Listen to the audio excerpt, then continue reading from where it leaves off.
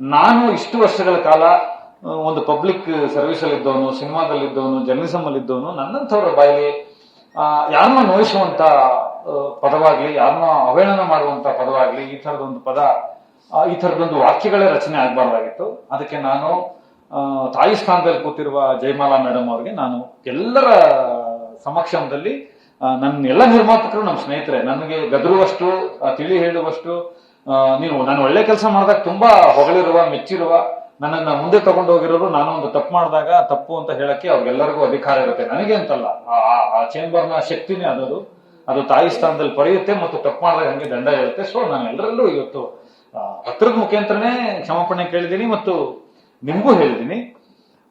ಒಂದು ಮಾತು ಹೇಳಕ್ ಇಷ್ಟಪಡ್ತೀನಿ. ಇಂಟರ್ಪ್ರಿಟೇಷನ್ಸ್ ಅಂತ ಬಂದಾಗ as a journalist, as a writer, as a writers ನಮಗೊಂದಿರುತ್ತೆ. ಆದ್ರೆ ನಮ್ದು ಯಾವುದೇ ಇಂಟರ್ಪ್ರಿಟೇಷನ್ಸ್, ನಮ್ದು ಯಾವುದೇ ಚಾನಲ್ಸ್, ನಮ್ದು ಯಾವುದೇ ಮಾಧ್ಯಮ, ವಿ ಆರ್ ಮೀಡಿಯಂ ಪೀಪಲ್, ಯಾವುದೇ ಮಾಧ್ಯಮ, ನಾನು ಆಸ್ ಎ ರೈಟರ್ ಡೈರೆಕ್ಟರ್, ನಾನು ಒಂದು ಮಾಧ್ಯಮವಾಗಿ ಕೆಲಸ ಮಾಡುವಾಗ ನಿರ್ಮಾಪಕರುಗಳು, ನಿರ್ದೇಶಕರುಗಳು ಅಥವಾ ಚಲನಚಿತ್ರ ರಂಗದ ಯಾವುದೇ ವಿಭಾಗದವರಿಗೆ ನೋಯಿಸುವ, ಅವ್ರನ್ನ ಹರ್ಟ್ ಮಾಡುವಂತಹ ನೈತಿಕ ಪ್ರಜ್ಞೆ ಯಾರಿಗೂ ಇರಲ್ಲ, ಯಾರಿಗೂ ಅಧಿಕಾರ ಇರಲ್ಲ. ನಾನು ಅಂತಲ್ಲ, ನನ್ನ ಮಾಧ್ಯಮದ ಎಲ್ಲಾ ಸ್ನೇಹಿತರು ಯಾರು ಅದನ್ನ ಮಾಡಬಾರ್ದು. ಆ ಇಂಟರ್ಪ್ರಿಟೇಷನ್ ಬೇಸರತ್ತಾಗಿ ತಪ್ಪಾಯ್ತು ಅಂತ ನಾನು ಹೇಳಿದೆ. ಯಾಕಂದ್ರೆ ಮನಸ್ಪೂರ್ವಕವಾಗಿ ನಾನು ಅವತ್ತೇ ಹೇಳಿದ್ದೆ.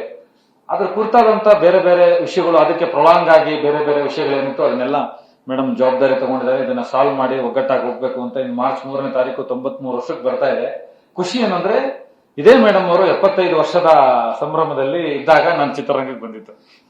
ಅರಮನೆ ಮೈದಾನದಲ್ಲಿ ನಡೆದಾಗ, ಹೌದು 17 ವರ್ಷ ಆಯ್ತು. That was my first film. Anekal Balaraj ಅವ್ರು ಇಲ್ಲ ಜನ್ಮ ಅಂತ ಸಿನಿಮಾ ಅವತ್ತು ಸೆಟ್ಟೇರಿದ್ದ ಸಿನಿಮಾ.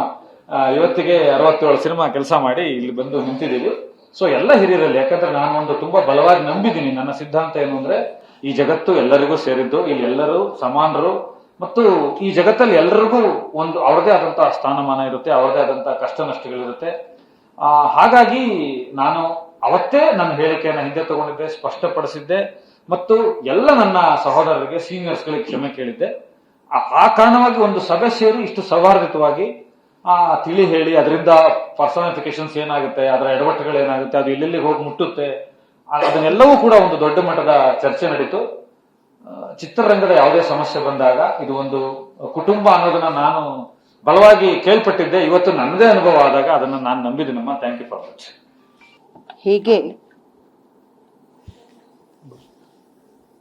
ಈ ಒಂದು ಘಟನೆ ಎಲ್ಲ ಮಿಸ್ಅಂಡರ್ಸ್ಟ್ಯಾಂಡಿಂಗ್ಗಳನ್ನೆಲ್ಲ ಕಳೆದು ಒಂದು ಸುಖಾಂತ್ಯ ಆಗಿದೆ. ಅದರಿಂದಾಗಿ ಈ ವಿಚಾರವಾಗಿ ನಾವು ಇನ್ನು ಮುಂದೆ ಅವರಿಂದಲೂ ಕೂಡ ನಾವು ಮುಚ್ಚಳಿಕೆ ಪತ್ರವನ್ನು ಬರ್ಕೊಂಡಿದ್ದೀವಿ. ಇಷ್ಟು ಹೇಳಿದ್ದಾರೆ. ಇಲ್ಲಿಗೆ ಈ ಕೇಸನ್ನು ನಾವು ಮುಗಿಸ್ತಾ ಇದ್ದೀವಿ.